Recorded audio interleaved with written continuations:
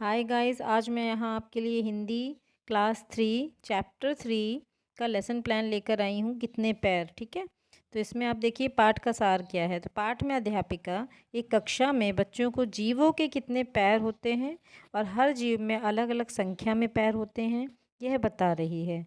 और बच्चों को बता रही है कि अपने आसपास के जीवों को देखकर आप क्या सीख सकते हो और हर किसी में अलग क्षमता है, अलग बनावट है और उसी क्षमता और बनावट के साथ वो सभी जीवन यापन करते हैं। और साथ में इस पाठ में बच्चे हिंदी में गिनना और गिनती सीखेंगे, ठीक है। तो इसकी कॉम्पिटेंसीज आप देख लीजिए: श्रवण, बोलना, वाचन, पठन, लेखन और जीवों में विभेद करने की क्षमता। और यहाँ पर आप एक और ऐड कर सकते हो, हिंदी में गिनती लिखने की और पहचानने की क्षमता।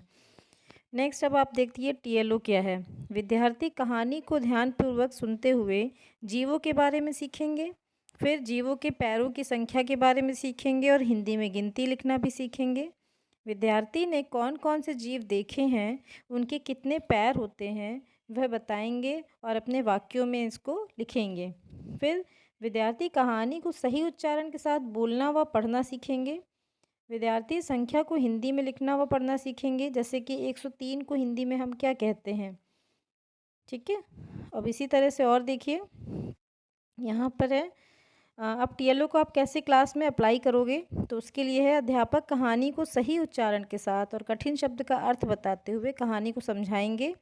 कठिन शब्द भी बताएंगे और शब्दार्थ भी बताएंगे। अलग अलग जीवों के बारे में, ये जीवन नहीं है जीवों हैं, आप कर लीजिएगा, ठीक। उनके पैरों और उनकी शरीर की बनावट के बारे में वार्तालाप करेंगे, उनसे बातें करेंगे कि आपने कौन कौन से जीव देखे हैं, उनके बारे में बताइए, क्या आपने उनके पैरों पर ध्यान दिया है। किसी एक जीव के बारे में बताइए कि आपने उनसे क्या सीखा। इस तरह की चीज़ें हम बच्चों से पूछेंगे और उनको, बच्चों को क्लास में ना खुद बोलने की अनुमति दीजिए। आप कोई भी टॉपिक दीजिए और उस पर वो खुद अपने पॉइंट ऑफ व्यू रखें। तो पाठ को और अच्छे समझने के लिए आप लिंक साझा कर सकते हो उनके घर के लिए, कि होमवर्क में वो दे सकते हो। फिर विद्यार्थियों को अध्यापक नए शब्दों से वाक्य बनाना सिखाएंगे, यानी कि जो भी पाठ में नए शब्द आए हैं उनसे वो पहले उसको समझेंगे, उसका अर्थ जानेंगे और फिर उससे वाक्य बनाना भी सीखेंगे, जिससे कि वो हमेशा के लिए याद रहेगा। फिर अध्यापक विद्यार्थियों को अलग अलग जीवों के बारे में वाक्य लिखाएंगे। अध्यापक विद्यार्थियों को प्रश्नोत्तर आदि कराएंगे व उसका लिंक भी साझा कर सकते हैं कि आपको प्रश्नोत्तर और अच्छे से समझ में आए। फिर 1 से 100 तक हिंदी में गिनती व उनके नाम लिखना, यानी कि नंबर्स को हिंदी में कैसे लिखते हैं वो। और कुछ एक्टिविटीज़ हैं यहाँ पर। 4 पैर वाले जीवों को चतुष्पाद, ये की बुक की एक्टिविटी है।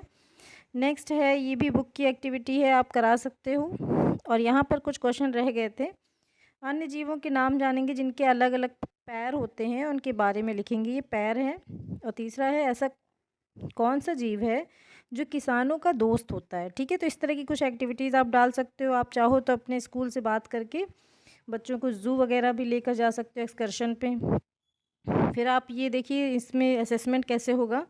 तो हिंदी में गिनतियों का हम ओरल असेसमेंट भी कर सकते हैं, रिटर्न भी, या फिर आप एक वर्कशीट प्रोवाइड कर सकते हो कि मैच द फॉलोइंग करो, फिर उसके बाद उनको फिल करो बीच बीच में वर्ड्स लिख कर, क्योंकि हिंदी में गिनती बच्चों को बहुत कम आती है 3 स्टैंडर्ड में, तो आप उसके लिए वर्कशीट ज़रूर प्रोवाइड कराइएगा। फिर उसके बाद अलग अलग जीवों के कितने पैर हैं, ये एक एक्टिविटी करा सकते हैं आप, या फिर उनके बारे में लिखा सकते हैं। फिर कुछ क्वेश्चन मौखिक पूछिए, कुछ लिखित पूछिए, फिर वर्कशीट प्रोवाइड कराइए। फिर उसके बाद लैट तो हम लेते ही हैं, तो वो हो गया। तो इस तरह से आप असेसमेंट करेंगे।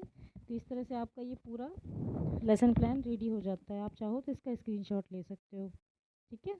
Okay, bye. Have a nice day. Please like, subscribe, and share my channel to make me motivation for these all type of videos.